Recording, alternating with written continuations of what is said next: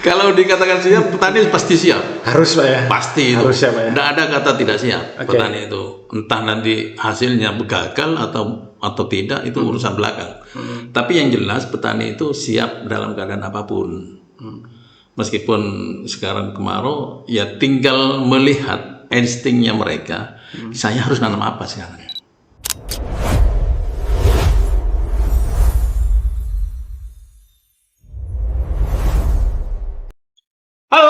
Assalamualaikum warahmatullahi wabarakatuh. Halo teman-temanku semuanya, apa kabarnya? Semoga sehat selalu dimanapun kalian berada. Nah, ini balik lagi nih. Ini kayaknya ada materi lah. Ngomongin soal pertanian. Pertanian, pasti kalau pertanian ini nyambungnya sama pengairan. Tani butuh air, tumbuhan butuh air, sama-sama butuh air. Nah, narasumbernya ini sudah pernah lah ya, clue-nya dari PKB.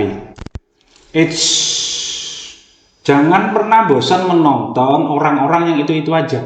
Kalau selama gelas yang kosong bisa terisi, it's okay, nggak masalah. Yang penting ilmunya, guys, oke? Okay? Izin ya, jauhan dulu ya, pangan aku jauhan jasik nang. Jauh ya, oke? Okay? Yo, ini aku pengen bahas soal ngomong-ngomong lah ya, ngomong biasa wae soal tani, karo nggon banyu-banyuan lah. Jadi apa banyu iki mau ning musim panas, mereka kan kepanasan ya, panas-panas biasanya identik karo sap, kekeringan. Nah, ya apa strategi ini Jawa Timur tetap jadi lumbung pangan untuk penopang nasional. Ya apa masyarakat Jawa Timur ini iso ojo sampai luwe lah. Jangan ya, jangan. Oke. Narasumber dari PKB pernah jadi bupati sementara alias bupati pengganti, nggak apa-apa. Situbondo juga tahun 2020 sampai 2021. Terus kemudian jadi wakilnya katek banget ini 2016 sampai 2021. Dan sekarang jadi anggota DPRD Jawa Timur Komisi D. Siapa itu? Kita sambut Bapak, sehat apa ge? Siap. Insinyur Haji Yoyo Mulyadi.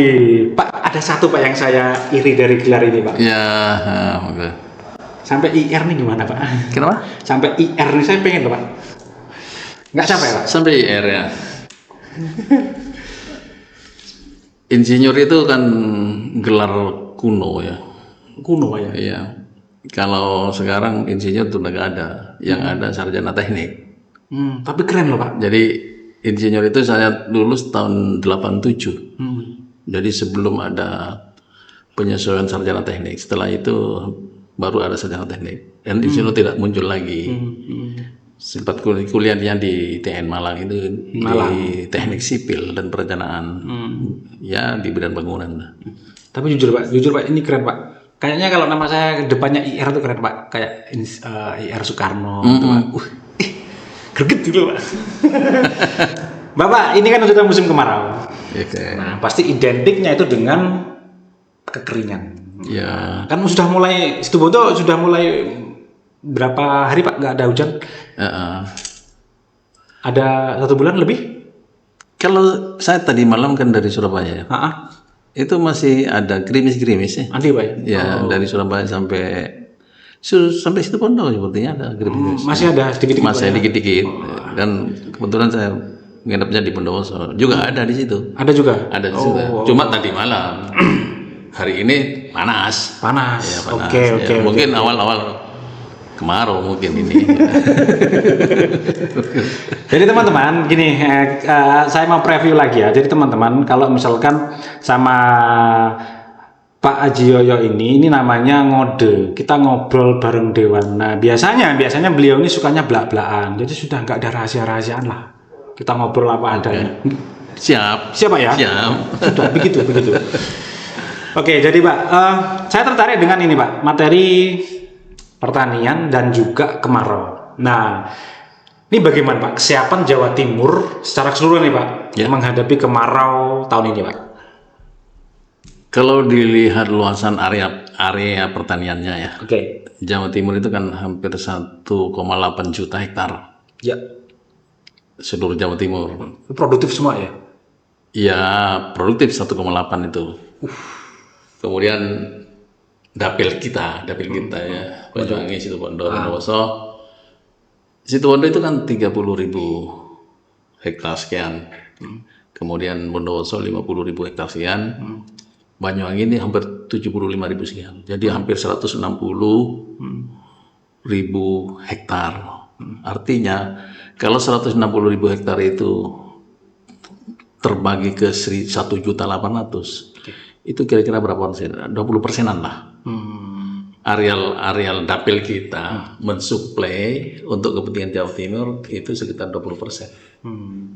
Nah, 20% itu yang harus kita garap supaya produk dari pertanian itu bisa maksimal.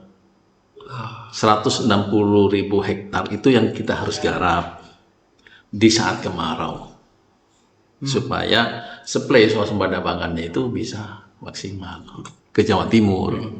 Sedang dapil-dapil lainnya ya banyak sih, karena kita kan 1,8 juta hektar yang ada di Jawa Timur itu. Nah, tugas kita di dapil saya itu 160.000 lebih itu yang harus kita persiapkan bagaimana di kemarau ini bisa tergarap dengan baik. Bisa survive Pak ya para petani. Bisa survive ya.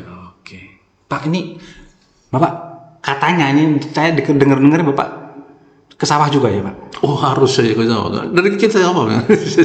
Iya Pak. Anaknya petani Pak? Anaknya petani saya. Asli Pak? Asli petani. Nanam apa sekarang Pak? Sekarang saya nanam padi sama jagung, tembakau sama tebu. Oh, oke. Yang lagi cuan banget dari tiga ini apa Pak? Apanya? Dari jagung sama padi ini yang lebih cuan mana?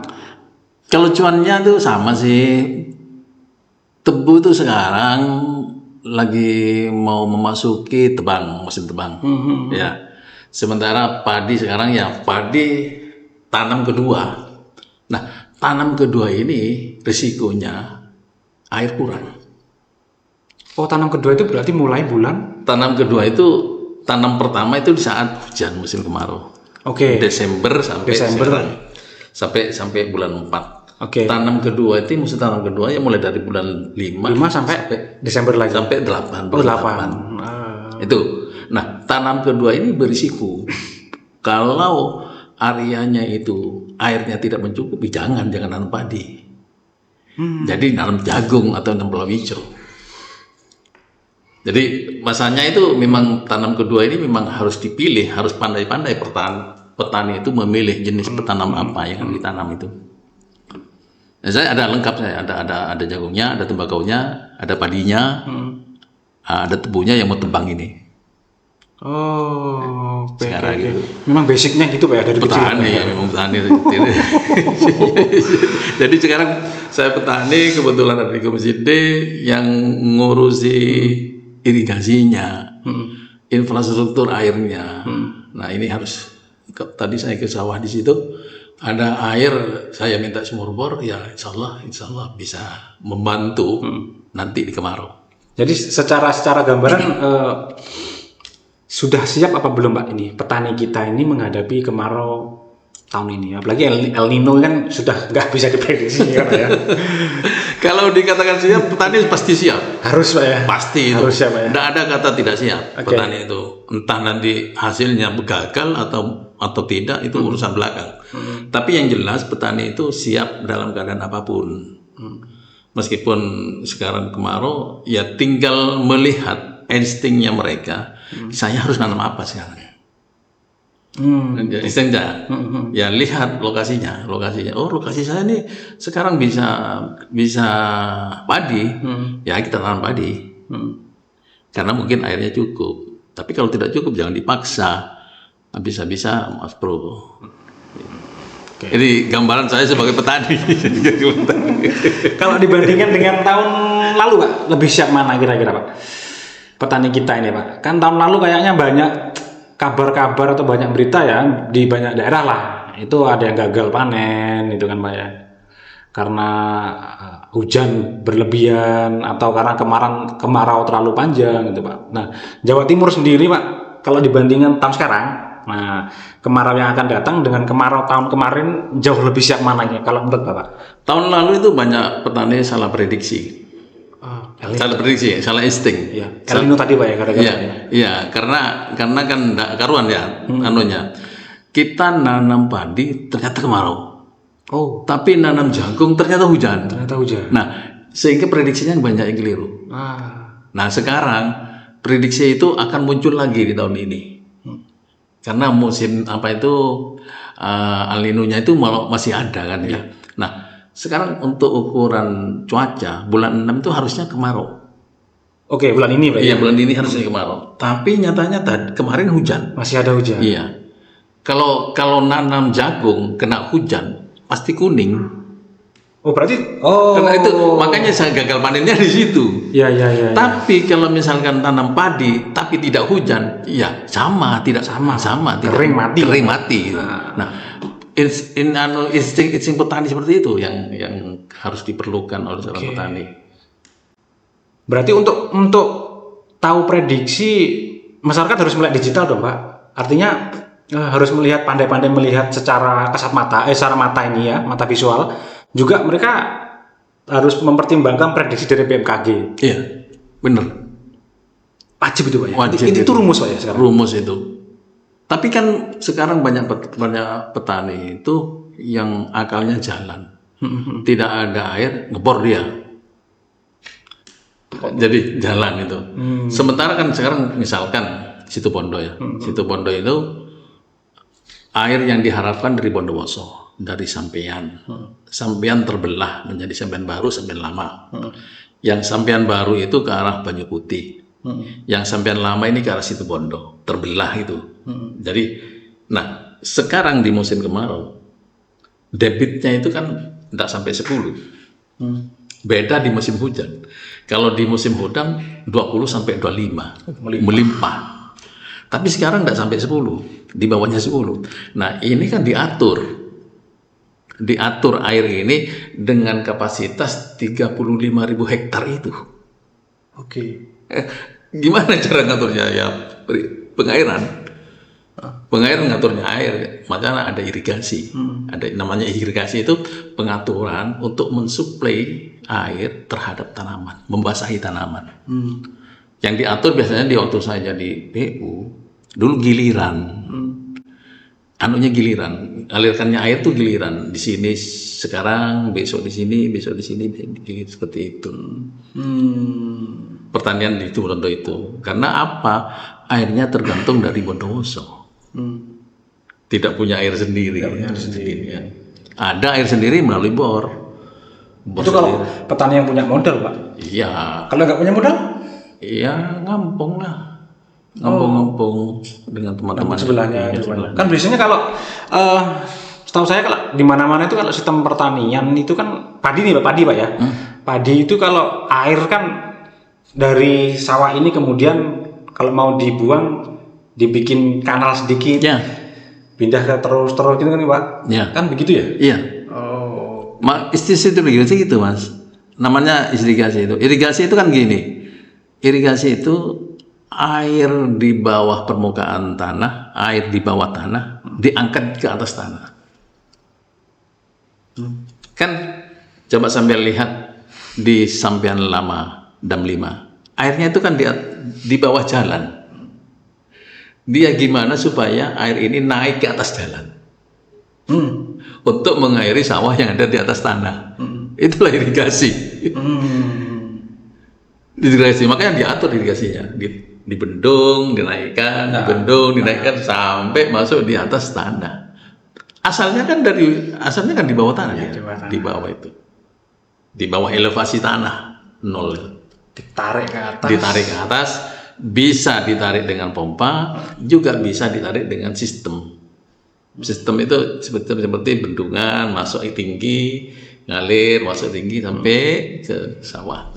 Nah, kalau misalkan begini Pak, petani ngebor nih ya, petani ngebor. Tujuannya memang untuk mengaliri sawah di tempatnya. Ya. Nah, di tempatnya. Kemudian Itu nggak ada aturan Pak ya, nggak ada undang-undangnya atau gimana itu Pak? Dia nanti kena pidana atau gimana itu Pak ya?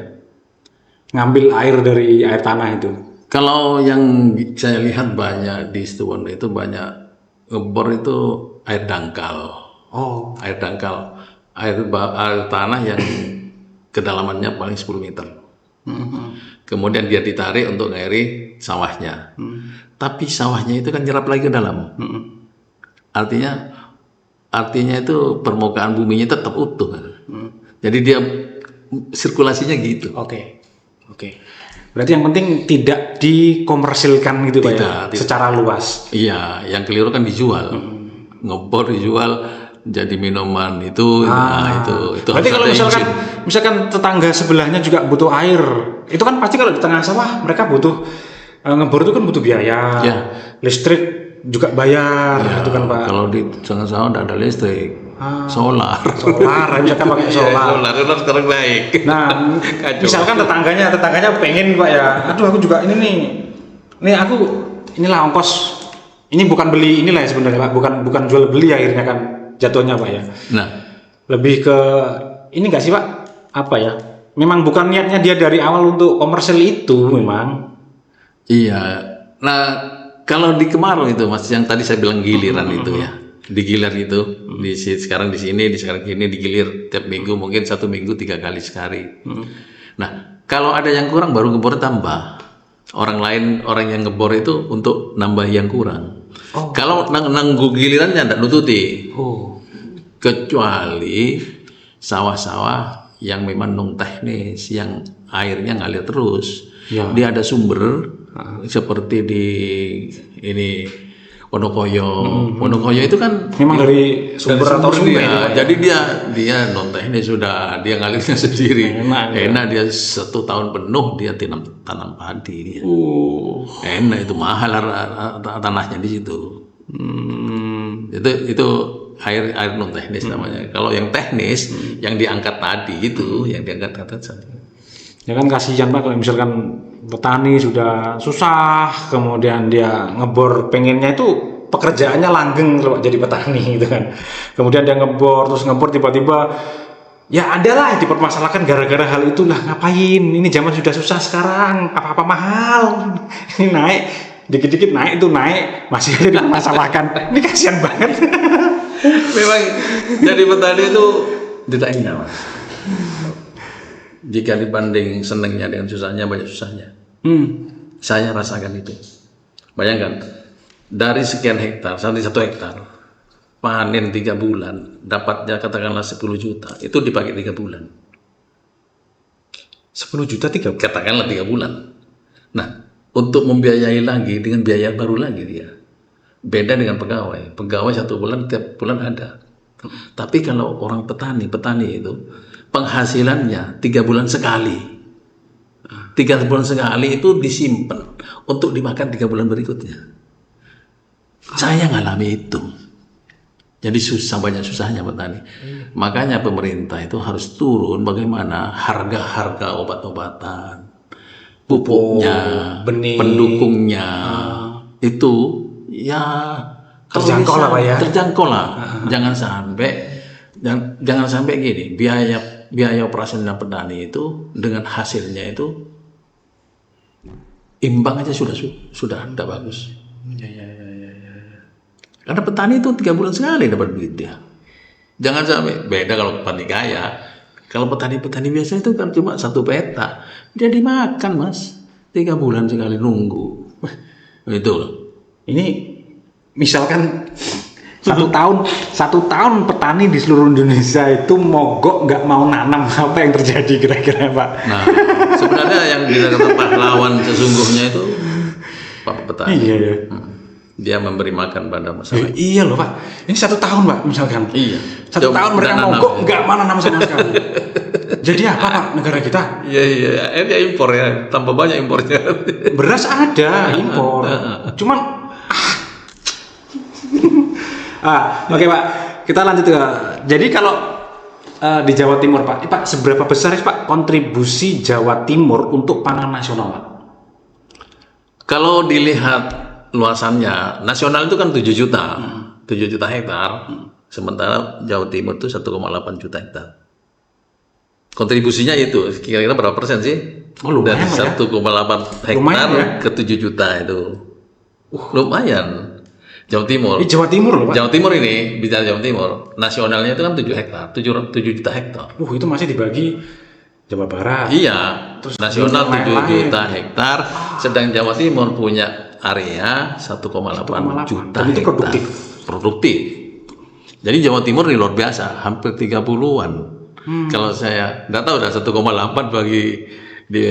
dibagikan ke 7 itu jadi berapa dia? Ya hampir 20-30% kontribusinya Jawa Timur. Luar biasa Jawa Timur. Makanya ini Jawa Timur harus survive, Pak ya. Bah, Jawa Timur jadi di lumbung padi. Kan, iya, ditekan seperti itu. Nah, Jawa Timur ngurai ke kabupaten yang mungkin Jember sekian, Bondowoso sekian, Situbondo sekian, sesuaikan dengan areanya. Kalau 35.000 hektar ke 1,8 berapa persen? 2%. Kemudian yang 50 hektar ke 1,8 jadi 3%. Jadi di dapil saya sendiri, Banyuwangi itu kan hampir 75.000 hektar, 4%. Jadi 9% dapil kita nyumbang ke suplai ke Jawa Timur. 9%. Iya, dapil Bondowoso, Banyuwangi, Situbondo, nyuplainya ke Jawa Timur itu sekitar 9%. Angka cukup tinggi nih, Pak. Lumayan. Ya, iya. Kabupaten lain banyak itu. Gitu. Pak, kalau ngomongin resiko, Pak ya. Resiko kekeringan sebenarnya semua daerah di Jawa Timur itu punya resiko, Pak ya. Cuman ada yang rendah, ada yang tinggi, Pak. Nah, kalau dari 3 dapil ini yang paling tinggi yang mana, Pak? Situbondo. Lanjut ke Bondowoso. Lanjut Bondowoso, lanjut Banyuwangi. Banyuwangi paling terakhir, Pak, Ya. untuk resiko kekeringan. Banyuwangi itu kan sekarang terbantu oleh Waduk Wajulmati. Iya. Terbantu di situ.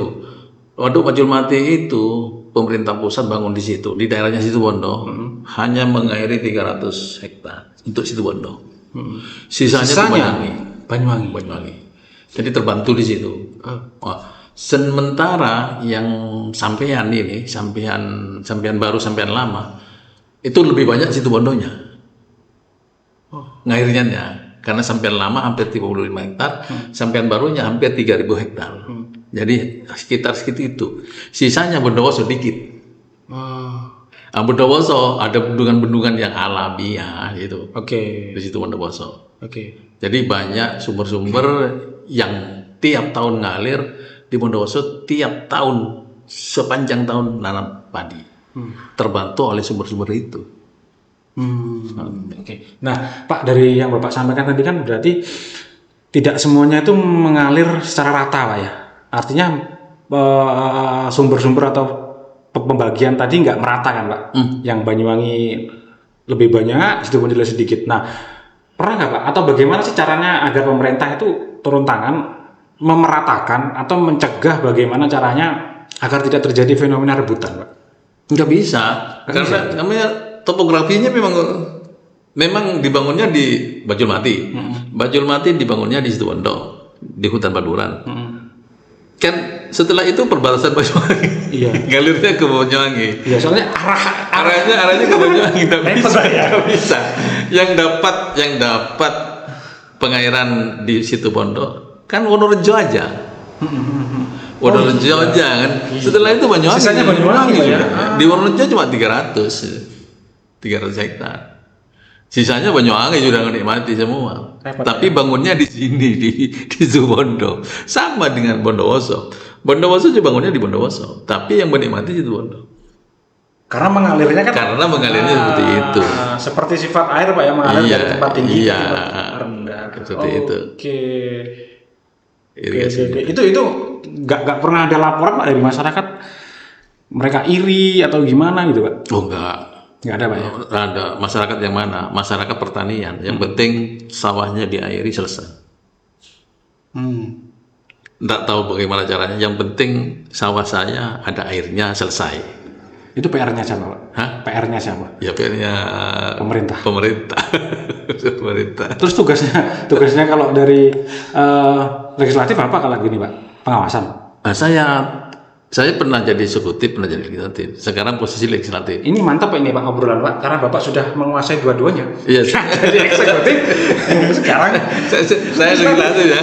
Legislatif fungsinya kan pengawasan. nggak, kita cerita dulu soal Bapak dulu di eksekutif. Kalau di eksekutif itu dari Besuki sampai Banyu Putih, yang paling berat itu di Banyu Putih. Alasannya Pak? Kenapa? Banyu Putih itu pengairannya dapat dari Sampian Baru. Jadi Sampian Baru sama Sungai Kalor-Koran. Sementara jaraknya dari Sampian Baru ke Banyu Putih hampir 60 kilo lebih. Jadi kalau misalkan air itu mengalir 10 meter kubik sampai di sana tidak nyampe. Enggak setetes. Makanya berat yang Banyu Putih. Ya. Kalaupun Pasir Putih itu kan Banyu Putih itu tertolong jika ada hujan. Kalau tidak ada hujan, air yang ada di Sampian Baru itu tidak sampai. Sekarang misalkan 5 liter per detik mau masuk ke Banyu Putih tidak sampai. Itu yang berat di situ. Justru yang berat di situ itu Banyu Putih. Anunya Kebanyakan. kalau di situ saya jadi legislatif, makanya sekarang saya legislatif kan. Di Kalor-Koran kemarin kena banjir, saya usulkan tolong perbaiki, ya gitu, dan insya Allah tahun ini diperbaiki karena usulan kita.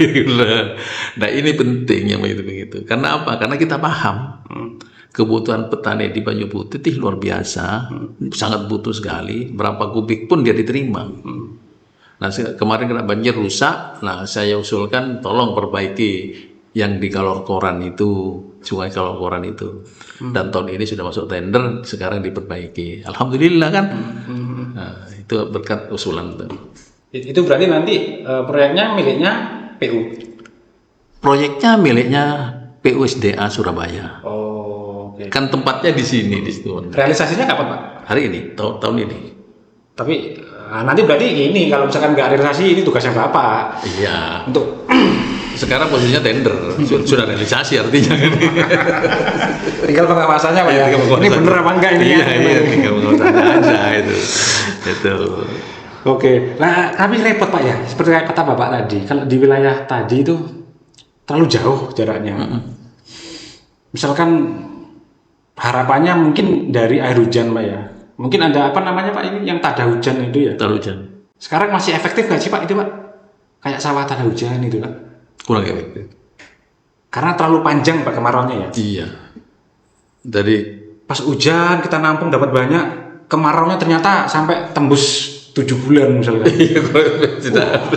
Kasihan juga sih saat itu timur itu. Terus kelamaan hujan, rob naik. Repot Pak ya? Iya, keadaan alam sudah seperti itu. Gimana ya kita? Ya kita syukuri aja lah Pak. Syukuri aja apa adanya lah. Pemberian Tuhan seperti ini. Oke. Jadi secara data memang Jawa Timur nih kontribusinya nyata Pak ya untuk pangan nasional nih dan vital ini Pak ya Jawa Timur. Nyata 1,8 juta. 1,8. Iya. Itu banyak komoditas Pak ya. Tidak hanya padi ya. Iya, rata-rata banyak padinya. Makanya Jawa Timur jadi lumbung. Dari 7 juta ya 1,8 ya. Berapa persen tuh? 20-30% ya. Makanya muncul ini Pak kalau dulu saya kecil kata nenek itu, mangan nggak mangan yang penting kumpul. Itu kan peribahasa orang dulu itu. Orang dulu Pak. Sekarang Orang sekarang nggak bisa sekarang. bisa Pak, nggak makan juga kumpul lah. Kumpul. Ini Pak, sekarang Pak. Jadi ada nggak Pak ini Pak upaya mitigasi, kita ngomongin mitigasi ya. Mitigasi tentang penurunan produksi akibat kemarau. Nah ini mungkin pernah dibahas nggak? Pernah sih tapi tidak secara umum, tidak secara khusus, tapi secara umum mitigasi penurunan produksi. Biasanya kalau di musim kemarau itu, kalau di musim hujan, 1 hektar itu dapat katakanlah 6 ton. Ya, Dimitigasi di musim kemarau paling 4 ton. Jadi anunya 4 ke 5 ton pasti menurun. Oke. Menurunnya ya apa? Ya faktor tadi. Ya secara irigasinya itu, kemudian obat-obatnya juga, kemudian hawanya juga, cuacanya juga, sehingga mempengaruhi tumbuhnya tanaman. Betul.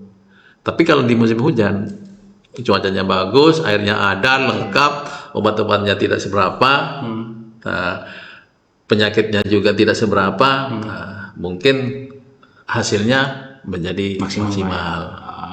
Itu. Oke. Kalau ini Pak ya, berarti kondisi saat ini ya, untuk saat ini Pak menjelang kemarau ini kondisi irigasi di Jawa Timur apakah normal semua Pak? Yang dapil saya dah, yang di sini ya. Kita ngomongin di sini. Yang di sini masih normal. Normal Pak ya. Masih normal. Ada sebagian yang rusak, tapi kita usulkan kemarin. Yang rusak itu seperti Sungai Kalor-Koran, Sungai Lubawan, kemudian Sungai Deluang. Itu kewajibannya provinsi untuk memperbaiki. Sudah kami usulkan, tiketnya masuk. Usulkan masuk dan diperbaiki tahun ini. Kalau secara fungsi semuanya masih optimal. Masih maksimal. Cuma tinggal airnya dikit. Kan gitu. Iya. Jadi dulu airnya banyak, fungsinya bagus. Sekarang fungsi infrastrukturnya bagus, airnya dikit. Airnya nggak ada. Makanya digilir. Semua udah bukan gelas tapi airnya nggak ada. Kalau ini Pak, untuk anggaran sendiri di Jawa Timur memadai nggak untuk irigasi baik pembangunan ataupun perbaikan mungkin? Sekarang itu kalau dilihat dari fungsinya ya, saya melihat anggaran untuk infrastruktur itu kurang. Oh, kurang. Ya mungkin karena efisiensi. Ya. Karena efisiensi kemudian berakibat pada infrastruktur yang ada. Ditambah 18.000 itu ya. Ditambah itu lagi. Iya itu. Kemarin dihitung anggaran sama teman itu tidak sampai 40%. Harusnya kan menurut aturannya infrastruktur itu harus 40% dari APBD. Tapi sekarang tidak sampai. Ya pengap-ngap dikit. Di Jawa Timur itu efisiensinya itu cukup lumayan lah. Sehingga harus mencangkan perut memang ikat pinggang. Termasuk di pertanian.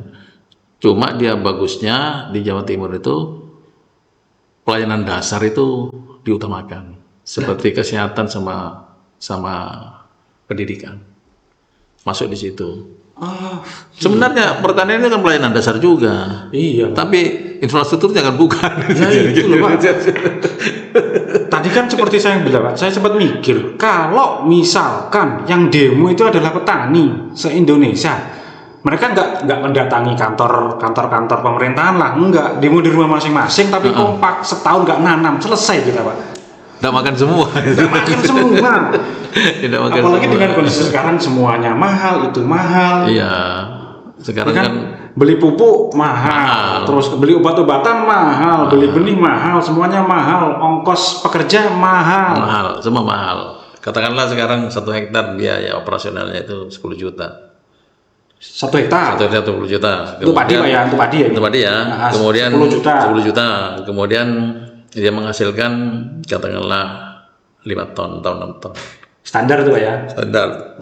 Sekarang 5 ton 6 ton gabah tadi ya. Iya gabah ini. 5 ton 6 ton gabah. Sekarang harganya 6,5. 6.500. Ya tinggal ngalikan 30 juta dikurangi 10 juta tinggal 20 juta. Kotor nih Pak ya. Kotor.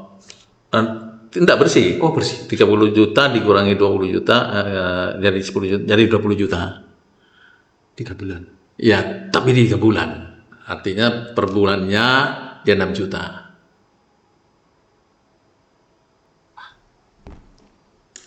Ya, itulah petani. Kalau itu maksimal, tidak ada penyakit. Kalau ada penyakit, Ya kalau dapat jaminan 5 ton tadi Pak ya. Kalau cuma 3 ton. nah kalau separuhnya. separuhnya. Nah itulah kondisinya petani. Kasihan petani itu. Saya rasakan jadi petani.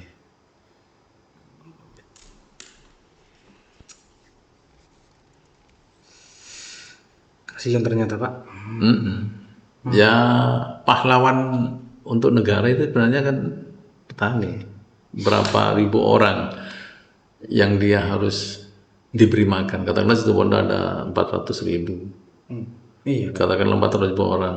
Satu orang itu katakanlah 1 gelas kikil. 3 kali 3 gelas. 3 on katakanlah. Nah itu yang harus disiapkan oleh petani. Sementara kehidupannya teman-temannya dari pertanian itu, waduh, harus sekali, ya. Mereka, Pak ini jujur Pak, teman-teman saya lihat petani itu nggak pernah ada yang modis Pak. Dalam artian fashionnya mereka nggak ada Pak yang modis. Mentok yang dipakai tiap hari baju-baju itu aja. Bener itu.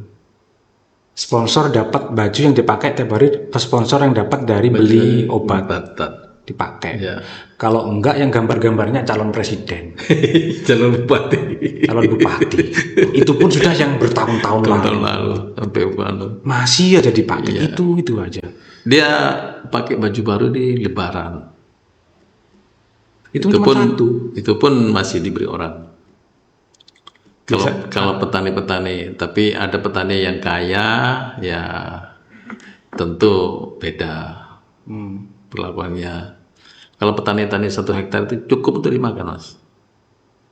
Tadi itu hitungannya itu 20 juta atau nggak sampai, dibagi 3 bulan harus di manage itu. Di manage bagaimana beli ini.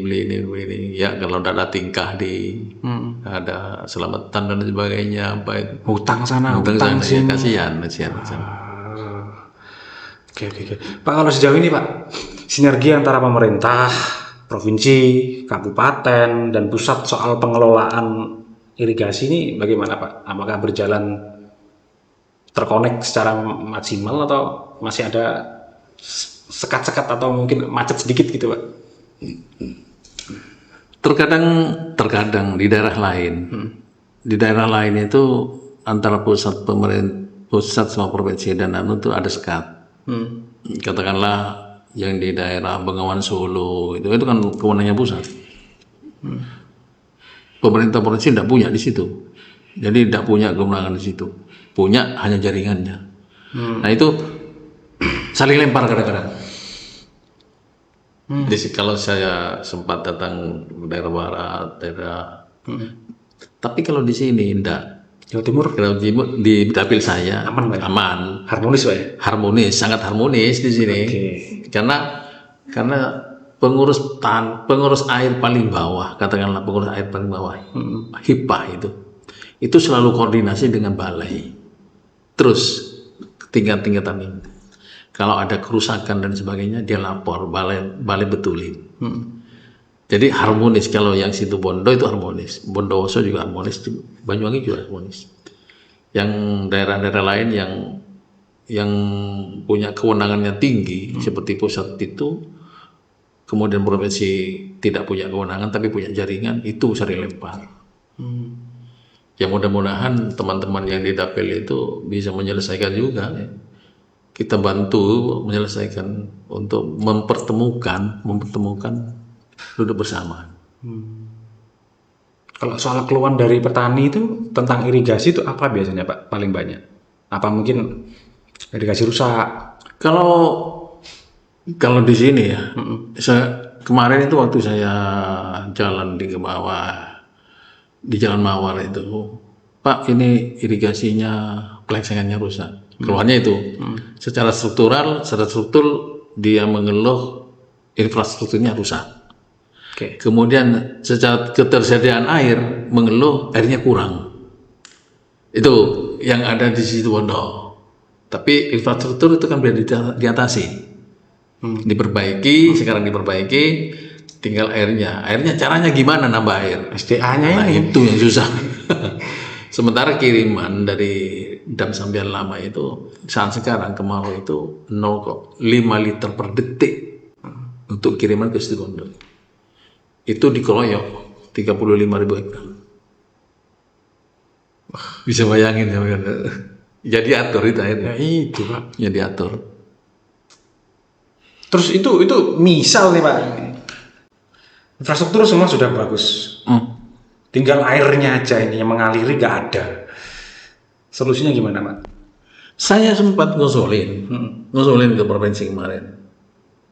Karena di Situbondo kan gini Mas, Situbondo di musim hujan air melimpah, terbuang. Ya terbuang. Tapi di musim kemarau air habis.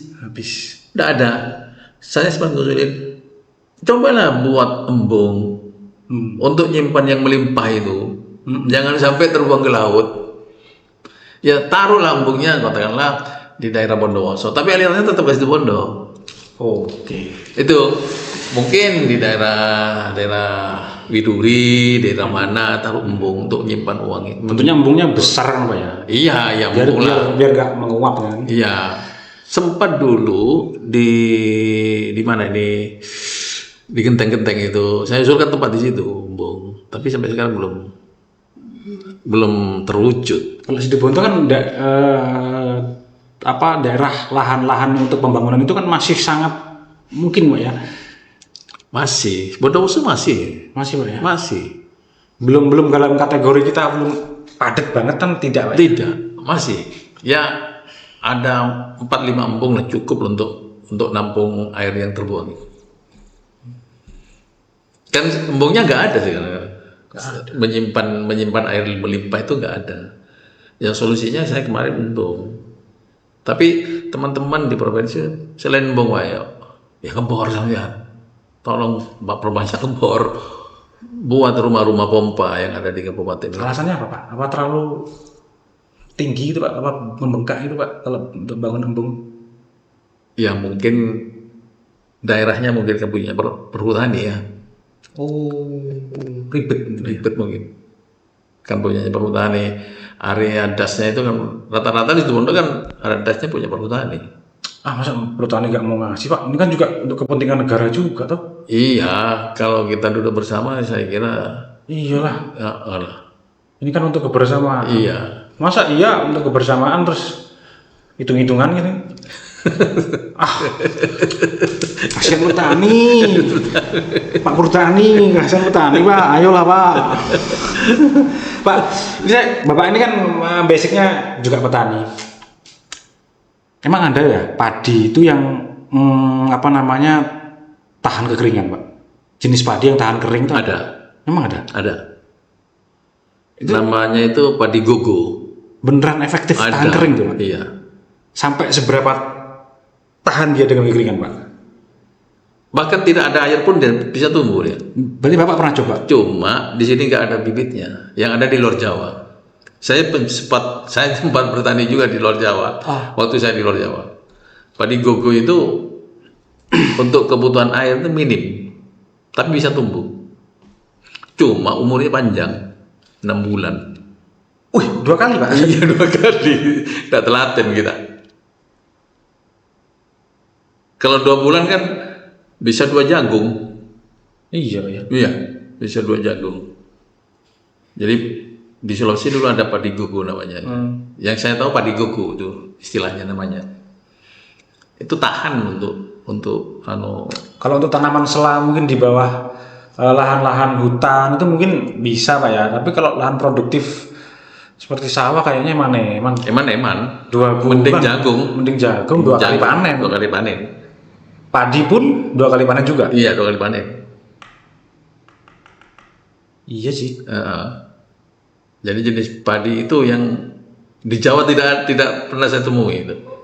Meskipun ada pun kayaknya lah Pak yang ya mungkin kalau ada ya. itu bisa ditanam di daerah-daerah marginal ya, daerah-daerah pegunungan itu. Daerah tanah-tanah hujan. Ya. Itu bisa di situ. Yang tidak memerlukan air banyak. Bisa, tapi susah carinya. Jenis padi itu.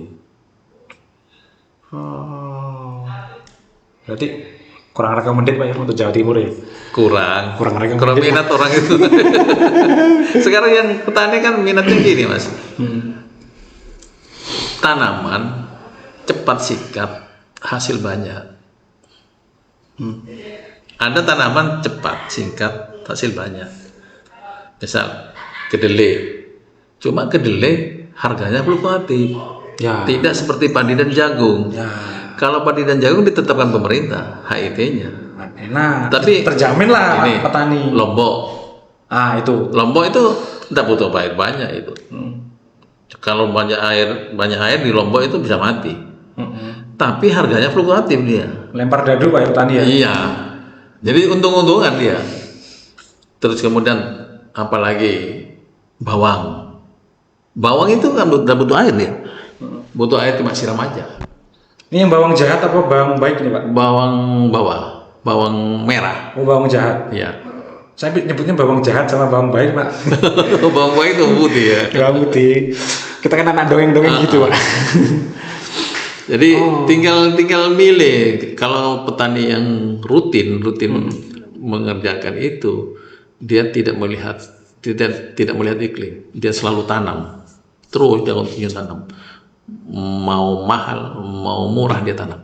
Tanam aja. Tanam saja. Karena Lombok itu kan 5 bulan baru panen. Tapi setahun dia. Oh, usianya setahun. Iya, setahun dia. Itu tiap minggu dia panen kan. Berarti usia itu dihitung mulai tanam apa setelah 5 bulan, Pak? Mulai tanam. Oh, mulai. Jadi berarti tanam kira-kira 4-5 bulan dia mulai tumbuh. Taruhlah 5 bulan, Pak ya. Iya. Berarti kan sisa 7 bulan lagi. Iya. Oh, sampai itu berarti. Sampai itu. Tinggal merawat aja. Kalau pas di bulan itu mahal ya bener dia. Tapi kalau pas murah ya kacau dia. Kacau, Pak. Jadi dia Udah kayak lempar dadu gitu. itu. Kalau petani-petani yang memang terbiasa, biasa itu. Ada waktunya naik, ada waktunya turun, jadi sudah biasa dia. Tapi kalau petani-petani yang tidak berani, tidak mau menanam dia. Enggak lah, nanamnya pasti aja dah. Habis ini anak PSBB. Yang satu masuk kuliah. Yang ini iuran terus. Karena kan tidak ada standar harganya. Harganya ditentukan oleh pasar dia. Ya. Kalau makin dibutuhkan dia menjadi mahal. Berarti untuk yang komunitas lain belum ada jaminan dari pemerintah. Iya. Orang-orang tertentu yang petani-petani tertentu yang bisa nanam itu. Yang berani. Intinya pakai rumusnya sudah matang mereka. Rumusnya matang dia. Dan saya rasa penghasilan mereka nggak cuma dari satu arah deh Pak. Kalau petani-petani Lombok itu Pak, petani cabai itu. Enggak Mas. Ada pekerja saya itu pegang 1,5 hektar. Nanam Lombok dia. 1,5 hektar? Iya. Berani dia nanam Lombok dia. Dapat. Dapat harga tinggi Pak? Iya. Sampai berapa itu Pak kalau 1,5 hektar Pak? Kalau enggak tahu ya, kalau per kilonya bisa 60.000. Taruhlah. Kan dia panennya kan tiap minggu dia. Setelah 5 bulan tuh panen tiap minggu. Oh, continue Pak ya? Continue dia. Sampai setahun? Sampai setahun. Tapi 5 bulan dia puasa. Kan puasa dia 5 bulan dia puasa dia. Begitu panen 5 bulan ke belakang, tiap minggu dia dapat duit. Apalagi 100.000 Pak ya? Ada yang sampai 100.000 kan per kilo. 100.000 per kilo. Tinggal kalau 1 hektar bisa 6 kintal, Wah, kan lumayan. nggak lumayan lagi Pak. Iya. Enak. Nah, kalau dilihat dari bagusnya, tapi kalau dilihat dari harga, misalkan satu kilonya 8.000 mati dia. Jadi itu. Nggak nuntut ya. Ya betul. Kalau ini Pak, di kemarau tahun ini dengan kondisi ekonomi kita yang ya seperti inilah, kira-kira bagaimana Pak? Apakah nanti petani ini bisa bertahan nggak Pak? Lebih berat. Berat Pak ya? Lebih berat dari tahun lalu. Karena sekarang orang memang tidak terasa. Sekarang BBM naiknya ke tengah malam. Wah iya itu. BBM naiknya tengah malam. Petani pada tidur, BBM naik. Sementara obat-obatan naik, operasionalnya jadi naik. Jadi itu, sementara padinya, HIT-nya kan dituntut sekarang. Jangan 6,5 lah Pak, jadikan 7.000 lah. Kalau dinaikkan lumayan. Dengan kondisi ekonomi saat ini Kondisi Pak, ekonomi sekarang yang berat, sekarang. sangat berat. Itu pernah nggak Pak dibahas bareng Pak antara eksekutif sama legislatif Pak? Ngomongin soal ini? Belum, saya belum ikut bahas itu. Belum. Tapi saya sebagai petani akan merasakan seperti itu petani. akan merasakan beratnya itu. Ya kalau banyak sawahnya enggak sih, mungkin cokot kiri cokot kanan. Tapi kalau sawahnya terbatas, hanya mengelola satu itu berat dia. Kasihan. Ya, semoga teman-teman petani diberikan kelancaran rezekinya, semuanya lancar dan semoga situasi ini cepat membaik. Amin. Ya Allah, amin. Tapi hasilnya itu petani, Bu. Orang petani itu rezekinya itu murni, Pak.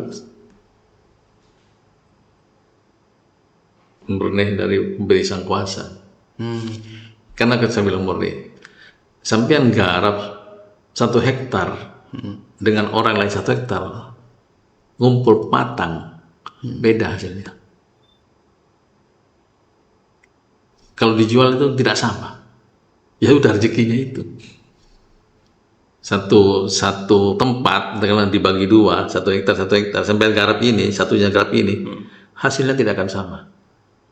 Meskipun rumusnya sama, Meskipun rumusnya sama, obatnya sama, meskipun sama, benihnya sama, dan cara perawatannya sama. tapi hasil akhirnya tidak akan sama.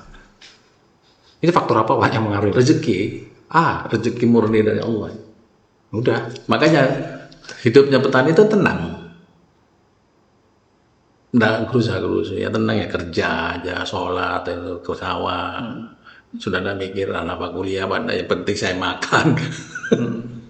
Tak mikir apa dia atau tidak mikir. Ya, tapi tenang dan hidupnya.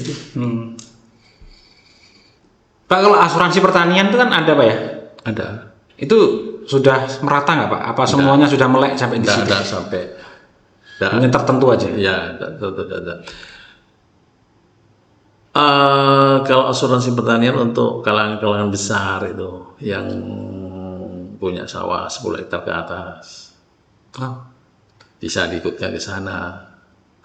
Tapi kalaupun ada itu enggan sih orang-orang itu mau ikut. Saya aja enggan mau ikut. Ya sudah kerja biasa ya, ikut yang normal. Normal-normal aja Pak ya? Oh. Pak, kalau ini Pak, kita ngomong kebijakan dari DPRD sendiri Pak, dari komisinya Bapak ini, Komisi D. Kebijakan komisi menjadi prioritas untuk pertanian yang mungkin sedang dilakukan atau sedang dikejar tahun ini apa Pak? Kalau Komisi D untuk prioritas pertanian tidak ada. Yang ada infrastruktur pendukung pertanian. Oh, infrastruktur. Ya, Oke. Kalau pertanian di komisi lain, tidak di saya. Oh iya, Komisi D Pak ya? Iya, Komisi D. Kalau di Komisi D. Kalau infrastruktur untuk pendukung pertanian itu ada. Contoh, saluran irigasi tersier yang digarap HIPA bisa dibantu. Saluran irigasi sekunder yang digarap oleh pemerintah kabupaten bisa dibantu. Saluran primer yang digarap oleh pusat juga bisa begitu. Nah itu sinerginya bagus itu kalau infrastruktur itu. Tapi ini mendukung pertanian. Sementara pertaniannya sendiri di komisi lain. Ya siapa yang mengurus pupuk? Ya komisi lain. Saya dan teman-teman di komisi yang ngurus infrastruktur yang mendukung. Infrastruktur. Nah, kalau Situbondo, Bondowoso, Banyuwangi yang lebih penting digarap dulu Pak. Menyambut kemarau sekarang. Kalau infrastruktur, Infrastruktur. iya saluran sekunder dan tersier. Dari 3 tempat ini, yang mana dulu Pak? Yang Kita kategorikan yang urgent. sangat urgent. Sama sih makanya Apa ya? sama nasibnya itu. Harus sama. Susah. Dulu Bapak kalau misalkan Pak Yoyo ini masih eksekutif, jawabnya enak. Pasti itu jawabannya. Karena sekarang beliau ini adalah legislatif. Ya. Daerah pilihannya 3. Ya harus dinilai sama. Harus semuanya sama. Semuanya urgent semua. ini beliau ini luar biasa makanya. Salah pertanyaan saya. Tanya sama legislatif. Pak, kalau anggaran yang terbatas, misal ya, ada anggaran terbatas, terus ada satu yang harus diprioritaskan Pak, irigasi, benih atau pupuk. Kalau di komisi irigasi, irigasi. Kalau di komisi saya, mungkin di komisi B, komisi lainnya bisa benih, bisa pupuk. Pupuk. Ya, tapi kalau di komisi saya pasti irigasi. Tapi kalau pupuk aman Pak ya? Sepengetahuan Bapak? Sampai sekarang masih aman pupuk. Aman Pak ya? Gak sampai terjadi kecelakaan gitu?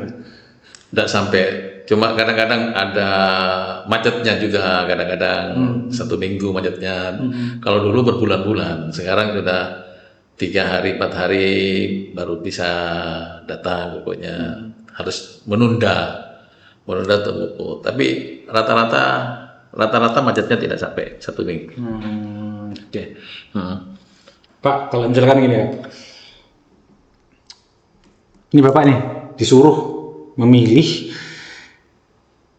untuk menyelamatkan pertanian kita, Pak. Atau bukan menyelamatkan lah, karena juga nggak hampir mati juga kan. Insya Allah Jawa Timur masih sangat survive dengan kondisinya seperti inilah. Untuk memajukan pertanian kita, nah ini cocok nih. Untuk memajukan pertanian kita di Jawa Timur, kalau disuruh milih program strategis Pak, dari ancaman kemarau panjang, dari ancaman musim hujan, apa yang akan dilakukan Jawa Timur Pak? Di sektor pertanian ya, untuk mencapai swasembada itu kan bisa dilakukan intensifikasi dan ekstensifikasi. Oke. Kalau ekstensifikasi susah kayaknya. Karena apa? Karena justru sekarang itu banyak lahan-lahan pertanian itu jadi rumah. Untuk nambah luasan tuh kayaknya susah. Yang bisa dilakukan itu intensifikasi. Oke. Memperdalam yang di dalam. Contohnya, sekarang pertanian kita ini tingkat kesuburannya itu kan rendah. Karena tanahnya itu sudah terlalu jenuh untuk kimia. Dulu di waktu saya masih kecil, pertanian 1 hektar itu dengan 2,5 ton itu selesai. Tapi sekarang pertanian dengan 1 hektar dengan 5 ton pupuk udah selesai. Oh gitu. Itu anunya. Makanya intensifikasi itu bisa saja pupuknya kualitasnya ditingkatkan atau pupuknya kuantitasnya ditambah. Karena tidak terasa sekarang 5 ton, 5 kuintal untuk 1 hektar nggak terasa. Kalau dulu 2,5 ton, 2,5 kuintal terasa. Karena tingkat kejenuhan tanahnya itu sudah terbiasa dengan kimia. Nah ini yang perlu kita lakukan, bagaimana menyuburkan tanah yang sudah tingkat kimia tinggi. Salah satu cara mungkin dengan dengan pupuk organik. Mahal Pak. Mahal memang organik itu. Nah dengan organik itu mungkin tingkat kesuburannya akan naik, tapi pelan-pelan. Saya pernah nyoba soalnya Mas. Di saat tanah saya itu dulu bisa menghasilkan 5 ton, tapi dengan pupuk katakan sekian kuintal, kemudian dirubah sama saya dengan organik, katakanlah organiknya 10 ton, dengan tingkat kehasilan hanya 4 ton padi. Tapi harganya lebih tinggi dari padi biasa. Gitu loh. Secara ekonomi menguntungkan organik, secara ekonomi. Ya. Tapi secara kuantitas tonase kalah sama yang kimia. Betul. Itu yang ada sekarang itu. Saya pernah lakukan itu, dan sekarang tanah yang semula itu rusak dikasihkan organik, dikasihkan nabati, sekarang pelan-pelan mulai subur kembali. Itu cara intensifikasi yang harus dilakukan karena nilai tanah pertaniannya itu masih sebatas 1 hektar. Jadi memperbanyak produksi, tapi dengan 1 hektar itu harus ditingkatkan intensifikasinya. Kalau ekstensifikasi jelas tidak bisa, karena lahan di Jawa ini sudah nggak ada. Beda di luar Jawa. Ekstensifikasi itu bisa dilakukan di Papua, di Kalimantan, karena hutannya masih banyak. Nambah luasan hektar, sehingga produknya nambah tonnya. Oke. Masuk. Iya. Karena saya ngalami itu. Oke. Pak, pertanyaan terakhir sebelum closing. Ini jawabannya simpel, Pak. Pak Yoyo ini petani yang menjadi anggota DPR atau anggota DPR yang menjadi petani? Kalau dilihat asal usulnya saya petani. Beliau adalah petani yang menjadi anggota DPR. Asal usulnya. Ini keren. Petani nyambi jadi anggota DPR. Kan biasanya anggota DPR cari kesibukan jadi petani. Enggak, seorang petani jadi anggota DPR. Ya, teman-teman, kita ketemu di podcast lain kali lagi dengan Pak Yo. Terutama nanti celah tak golek-golek anu ya. Tak searching materi-materi sing semangatmu ya apa lah, wis ngene, tulisan gini, kolom komentar. Bapak, terima kasih Bapak. Terima kasih. Sehat selalu Bapak ya. Terima kasih. Salam. Dadah.